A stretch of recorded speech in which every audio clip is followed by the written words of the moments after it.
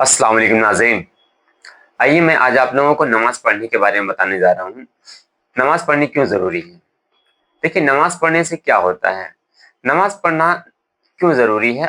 ये तो अल्लाह का हुक्म है। अल्लाह ने अपने मैंने अपने इंसान को और जिन्नात को अपनी इबादत के लिए पैदा किया है और नमाज़ का हुक्म दिया है।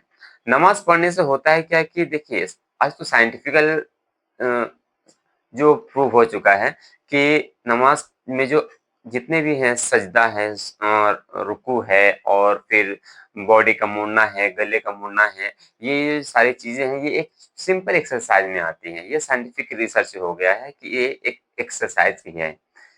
एक्सरसाइज के अलावा ये फिर हो जाता है कि आप अपने रब से जुड़ जाते हैं और रब से जुड़ते हैं तो फिर पता है इसमें फिर लॉ ऑफ अट्रैक्शन होता है, मैनिफेस्टेशन होता है, विजुअलाइजेशन होता है, बहुत सारी चीज़ें होती हैं। लेकिन हम लोग अपने इस्लामिक तरीके पर चल रहे हैं, तो हम इस्लामिक तरीके से ये बताने जा रहे हैं कि नमाज़ पढ़नी क्यों ज़रूरी है। नमाज़ पढ़ने से होता है क्या कि देखिए, आप सबसे पहले पाक-साफ़ रहेंगे। जो भी नमाज़ी होंगे, वो पाक-साफ़ रहते हैं। उन फिर जब नमाज़ की वक़्त होती है, तो वो वुज़ू करते हैं और कहीं पर भी अपना मुसल्ला बिछाकर नमाज़ पढ़ लेते हैं।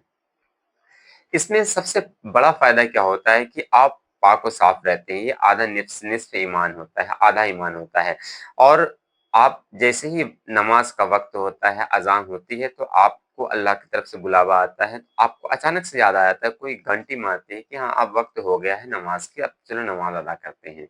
और जो नमाज़ नहीं पढ़ते, उनको किस वक़्त खाना है, किस वक़्त नहीं खाना है, कोई मतलब नहीं होता है, उनका कोई रूटीन नहीं होता है। तो जो नमाज़ पढ़ता है जो इंसान, तो उनको सुबह से सबसे पहले सुबह मॉर्निंग में उठता है, वो फजर की नमाज़ अदा करता है, उसके बाद वो अपने घर का सारा काम वगैरह करके वो अपने चाहे वो जिस फील्ड में है, ट्रांसपोर्ट में है, ऑफ़िस में है, जॉब में है, बिज़नेस में है, वो उसकी तैयारी करने लगता है।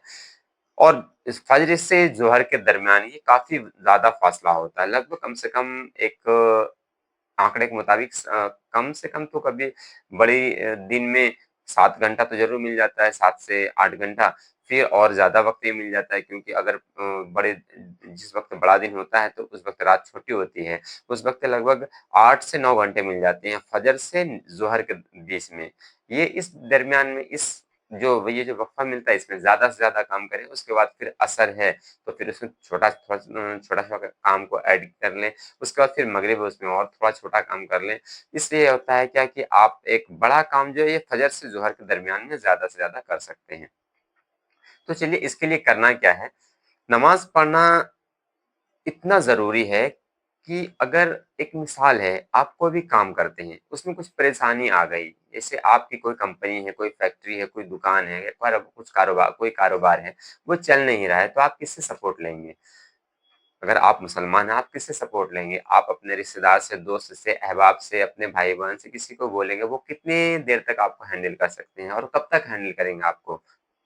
और जब यही काम आप अगर नमाज़ी हैं, नमाज़ पढ़ेंगे, तो सबसे पहले आप तो पाक-साफ़ रहेंगे, आपकी ज़बान पे ना 5 वक़्त कम से कम 1 वक़्त नमाज़ पढ़ेंगे तो ज़बान पे आपका अल्लाह का ज़िक्र आपकी ज़बान पे अल्लाह का ज़िक्र ज़रूर आता रहेगा और अल्लाह का ज़िक्र जहाँ पर आता है तो वहाँ पर रूहानी सुकून और रूहानी ताकत, रूहानी मदद दोनों सब चीज़ होने लगती है। तो अगर आप नमाज़ पढ़ने वाले बंदे हैं, अगर आपके ऊपर कोई परेशानी आती है तो सबसे पहले आपको ज़बान से निकलता है इन्ना लिल्लाहि व इन्ना इलैहि राजिऊन कि हर चीज़ हर से मिट्टी से बनी है और मिट्टी की तरफ ही लौट कर जाना है।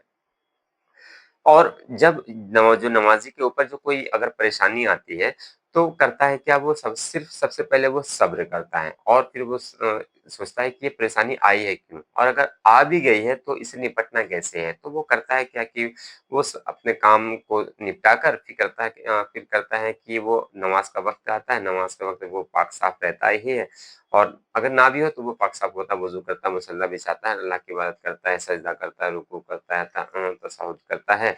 उसके बाद अल्लाह ताला से दुआ माँगता है और जैसे ही दुआ माँगने लगता है तो वो अल्लाह ताला से रोने लगता है, बिलखने लगता है, गिड़गिड़ाने लगता है अल्लाह ताला के आगे कि या अल्लाह मेरे ऊपर ये परेशानी हो गई है, इसे कैसे हैंडल करें? इससे कोई रास्ता नहीं मिल रहा है। और तो बंदा अल्लाह को जब पुकारता है ना, तो अल्लाह 70 माँओं से ज़्यादा मोहब्बत करने वाला है अपने बंदों से। एक माँ अपने बच्चे को रोते हुए नहीं देख सकती है, तो 70 माँओं से ज़्यादा मोहब्बत करने वाला अल्लाह ताला क्या वो उनको ऐसे ही रोते ही बिलखते छोड़ देगा? नहीं, ऐसा बिल्कुल नहीं हो सकता है।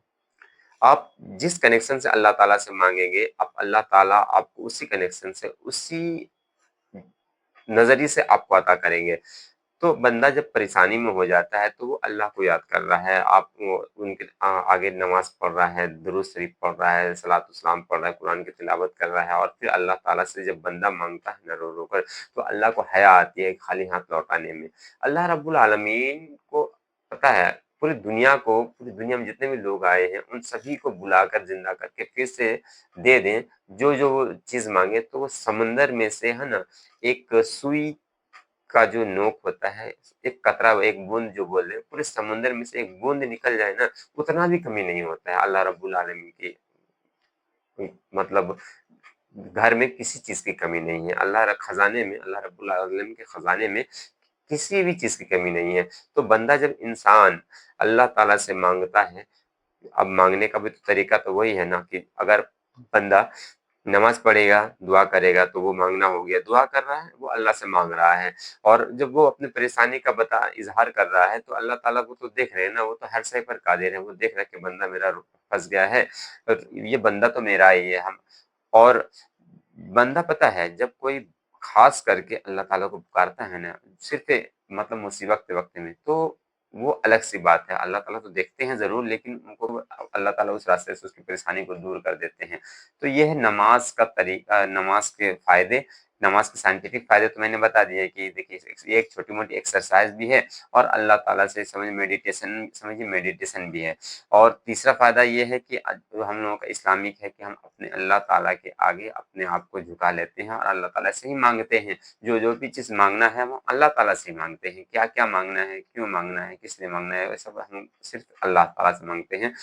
اور رسول صلی اللہ علیہ وسلم تو درود شریف پڑھتے ہیں، اللہ تعالیٰ سے مانگتے ہیں۔ اللہ تعالیٰ کے ایسے اسٹار، ایسے ایسے پرتھوی موجود ہیں جن کا کوئی سائنٹسٹ ابھی پروف بھی نہیں کر پائے، پتہ بھی نہیں لگا پایا ہے کیا کتنے کتنے ہیں۔ تو خیر وہ الگ بات ہے، میں نماز کی بات کر رہا ہوں۔ نماز میں آپ کو چاہیے کہ آپ اپنے زندگی میں نماز کو ضرور ایڈ کریں۔ 5 وقت کی نماز نہ پڑھیں، میں نہیں بول رہا ہوں آپ کو 5 وقت کی نماز پڑھیں، لیکن آپ مسلمان ہیں، آپ اسلام کو ماننے والے ہیں، آپ 1 وقت کی نماز ضرور پڑھیں۔ آپ کو اس میں بھی اگر کچھ پریشانی لگ رہی ہے تو آپ سنت و نوافل کو چھوڑ دیں، آپ صرف فرض پڑھیں۔ 3 سے 4 مہینہ آپ فرض ہی صرف پڑھیں، 1 وقت کی پڑھیں۔ میں آپ کو زیادہ نہیں بتا رہا ہوں، میں آپ کو صرف یہ بتا رہا ہوں، صرف 1 وقت کی نماز پڑھیں، آپ صرف فرض پڑھیں، لیکن کنٹینیو ضرور پڑھیں۔ اللہ تعالیٰ کو آپ کو یاد کرتے رہیں گے، آپ بھی اللہ تعالیٰ کو یاد کرتے رہیں گے۔ تو ناظرین، نماز کی اہمیت کو سمجھیے، نماز کے اپنے اوپر لازمی رکھیے۔ تو گائز، چینل پہ نئے آئے تو چینل کو سبسکرائب کیجیے، بیل آئیکن کو پریس کیجیے۔ ملتے ہیں پھر اگلی ویڈیو کے ساتھ۔ اللہ